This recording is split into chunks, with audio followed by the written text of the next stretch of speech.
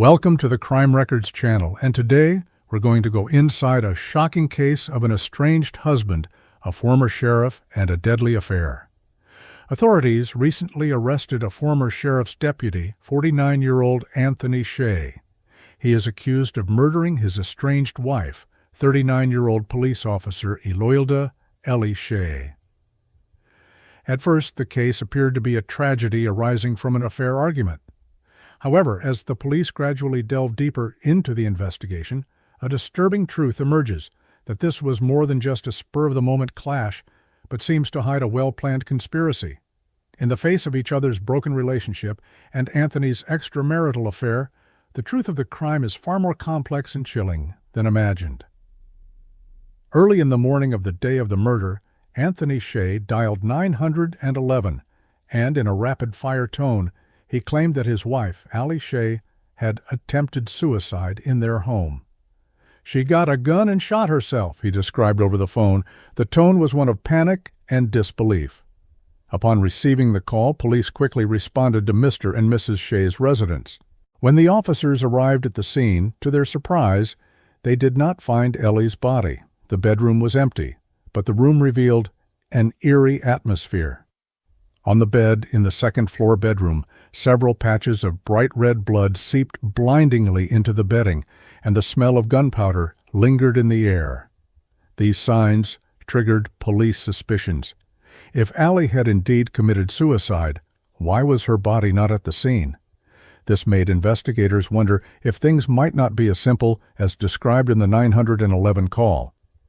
After some tracing, the police finally learned of Ellie's whereabouts. By this time, she had been rushed to the nearby Advent Health East Hospital for resuscitation. Doctors confirmed that she was in critical condition with a serious injury from a gunshot wound to the temple. However, the fatal wound from the bullet penetration left little room for paramedics to resuscitate her. What is most disturbing is that this happened as if without warning in a police officer's family, and the shooting took place in the second-floor bedroom they shared. When questioned by the police, Anthony Shea's account carried many contradictions and complex emotions.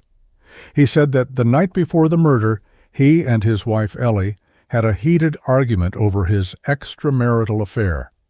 Faced with police interrogation, he slowly recalled all the details of that night, as if trying to restore an incomplete picture. According to Anthony's description, this was not the first time they had argued over an affair. Over the course of several months, the relationship between him and Allie had gradually deteriorated. He admitted that during his time as a sheriff's deputy, he had developed an extramarital affair with another woman, and that the two had been seeing each other in secret, but that the relationship had gradually fallen apart as the internal investigation progressed. Ellie, as a police officer, was able to get some of the results of the investigation from law enforcement, and she would come home every day with new discoveries, and the evidence allowed her to gradually recognize her husband's betrayal. Returning home with anger and disappointment, often unable to hold back her tears, Ellie continually confronts Anthony, and their relationship begins to fall apart. As the affair surfaces, Anthony's career is in serious jeopardy as a result of the investigation. The internal investigation not only focused on his inappropriate behavior, but also involved his integrity in the position of sheriff. Eventually, on August 16th, Anthony had to resign as sheriff. He described, "Losing my job was bad enough, but the most painful part was watching Avery become more distant and disappointed every day." His resignation seemed to be a compromise on everything, but it also became a rift in the couple's relationship that could not be ignored.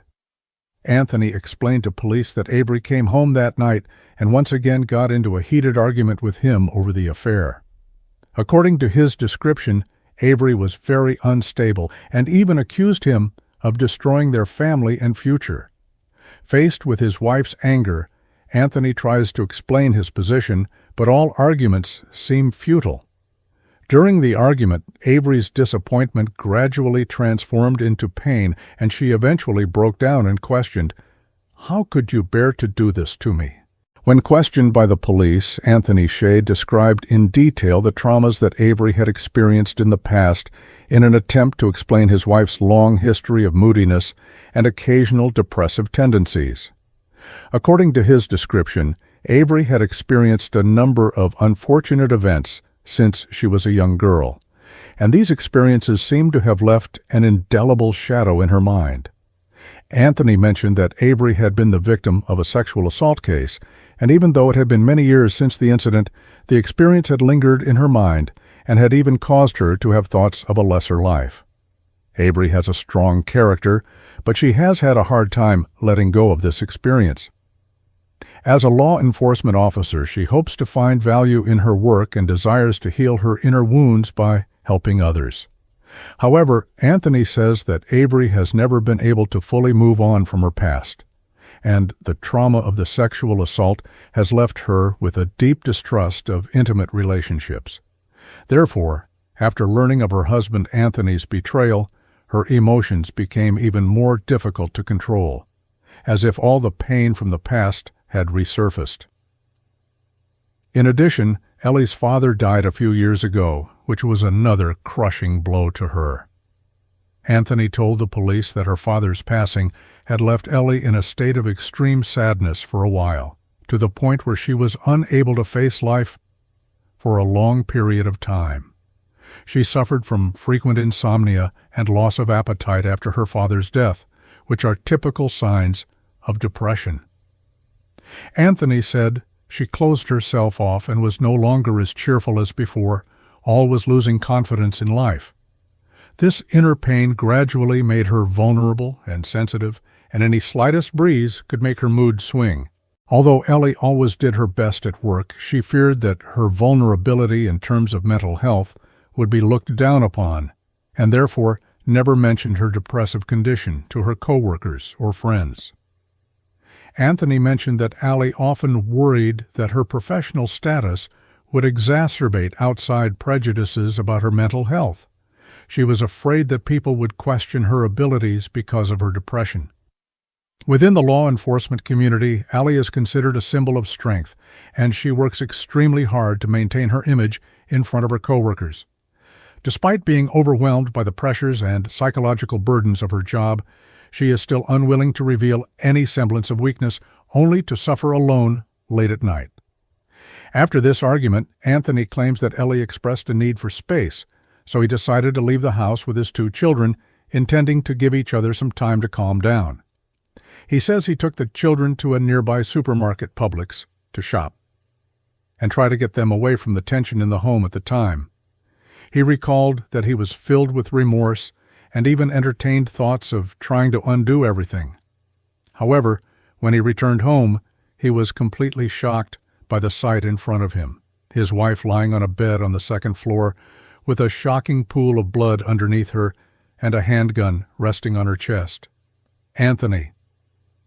This confession is full of sadness and helplessness, he explained to the police over and over again. That night's argument let Avery emotional breakdown. He could not foresee things will develop into such an irreparable point. Faced with the scene in front of him, he claimed he lost his composure at once and quickly called 911 for help. However, as police investigated the crime scene in depth, Anthony's confession raised more and more questions, and his description of the suicide scenario was gradually surrounded by a deeper cloud of suspicion. As the investigation progresses, police discover more suspicious behavior on Anthony Shea that calls his innocence into question. After a thorough review of the crime scene and surroundings, law enforcement began digging into the text message records between Anthony and Avery. They discovered, to their surprise, that many of the messages were not from Avery herself, as Anthony claimed, but came from him. Investigators traced the messages on Avery's cell phone and discovered that Anthony had used Avery's cell phone to send a number of text messages on the day of the murder. The content dealt with Avery's despair over her life and her feelings of hopelessness about the future, and appeared to be laying the groundwork for suicide. These text messages not only mimicked Avery's style of language, but also involved details known only to her, and on the surface appeared to be authentic and believable, However, after careful analysis, the police found that these messages had obvious time incongruities and logical holes. Ellie Shea is known to have demonstrated exceptional professionalism and deep interpersonal skills since joining law enforcement in 2011. As a law enforcement officer, she is more than just a law enforcement officer in uniform. She is a woman of warmth and compassion. Ellie's arrival has been a breath of fresh air for the entire department, and her sunny personality and warm smile have infected everyone around her. Co-workers often talk about Ellie's kindness and enthusiasm. She is always willing to help others, both at work and in her daily life. Many of her co-workers have sought her advice in difficult times, and she has always listened patiently and offered sincere support and encouragement. Her contagious and sunny personality has earned her a high level of prestige and respect among her co-workers. As a mother, Ellie is equally attentive. She has a very close relationship with her 2 children and always strives to provide them with a warm home environment. No matter how busy she is, Ellie always makes time for her children and participates in their growth and learning. She hopes to set a positive example for her children with her love and care. People around her believe that Ellie is a wonderful mother, and her children are the greatest pride in her heart. Ellie was always an active participant in the department's activities. Her enthusiasm and sense of humor made every gathering full of laughter. Whether it was a holiday celebration or a team-building event, Ellie always lit up the room with her energy and laughter. She is not only a friend to her co-workers, but also a pillar of support for many families who are willing to share the joy of life by her side. Ellie's image is also very strong in the community. She was often involved in volunteer activities to help those in need. She is remembered for her presence at community events and her eagerness to help every participant. Whether it was delivering meals to widows and orphans or volunteering at children's events, Ellie was always obliging. Through her actions, she proved that law enforcement is not just about enforcing the law, but is also a symbol of caring and support. Meanwhile, Anthony's demeanor aroused the suspicion of the police. Shortly after the murder, he acted overly calm and seemed to feel no guilt about what had happened. Investigators gradually realized that Anthony was trying to construct his own alibi while trying to fake a motive for suicide. He claimed to have been out shopping with his 2 children at the time of the murder, but by accessing the supermarket's CCTV footage, the police realized that his story was not entirely true. By analyzing the timeline, the police found that Anthony had not been at the location he claimed to be at the time of the murder for a long enough period of time. What's more, the supermarket security footage showed that Avery's injuries had occurred during the time period when he was shopping with the children. All these signs made the police suspect that Anthony's alibi was not an accident, but a carefully designed forgery. During the interrogation, Anthony plays it subtly, constantly trying to blame Avery's psychological problems, emphasizing her history of suicide and seemingly making excuses for his actions. However, the police gradually saw his tricks and began to focus on his use of Avery's cell phone for text message forgery. Eventually, through an in-depth analysis of the communication records, the police confirmed that Anthony had indeed manipulated Avery's cell phone around the time of the murder and forged the text messages that appeared to be from her mouth. This discovery is undoubtedly an important breakthrough in the investigation, revealing Anthony's premeditation and callousness in planning the murder. As more evidence surfaced, the police concluded that not only did Anthony show extreme calmness and premeditation in carrying out the murder, but his behavior reflected his desire to control the entire event. This elaborate series of forgeries is chilling and reveals his concealment and cover-up of his crime after the murder. Anthony Shea's primary motivation stems from the marital crisis between him and his wife, Ellie Shea. The couple's relationship was strained after Anthony's affair came to light, and Avery faced tremendous psychological stress as she cried every day when she came home from work. In addition, Anthony, who resigned from his job due to an internal investigation into the affair, chose an extreme solution out of fear that Avery would break up the marriage if she knew more details. Before the murder, utilizing his years of professionalism, Anthony made thorough preparations. He paid close attention to Avery's daily life and kept track of her whereabouts and mental state. A few days before the murder, Anthony may have premeditated to put Avery to death and planned a series of actions so that he could evade responsibility afterward. After a heated argument, Anthony shot Avery in a second-floor bedroom. He used a handgun and shot her directly in the temple, inflicting fatal injuries. Avery's death was not sudden, but part of Anthony's cold-hearted plan. After the shooting, Anthony did not immediately call the police, but instead went ahead with the scene. He chose to call 911 after finding Avery's body in an attempt to create the illusion that she had committed suicide. When the police arrived at the scene, they did not find Avery's body, but instead saw a trail of blood. To cover up the crime, Anthony used Avery's cell phone to send forged text messages in an attempt to construct a motive for her suicide. He crafted the messages to defend himself in the police investigation. Using taking his children shopping to create an alibi, his behavior shows thorough preparation for planning and carrying out the murder in an attempt to evade the law by falsifying evidence. Eventually, the investigators' conclusion is clear that Anthony's actions were organized, premeditated, and brutal murders. His indifference and heartlessness towards Ellie deep down in his heart drove him to finally take this irreversible path. This tragedy of what should have been a cozy family affair is overwhelming to everyone who knows the truth. The police, backed by evidence, presented the charges to the court, and Anthony was arrested to face a series of serious charges. As the case progressed, public concern over the tragedy intensified. People began to think about the fragility of family and trust, and that Ellie's death was not just an individual tragedy, but a microcosm of many problems in society. Anthony's behavior has led to deeper and more alarming thoughts about marriage, fidelity, and morality.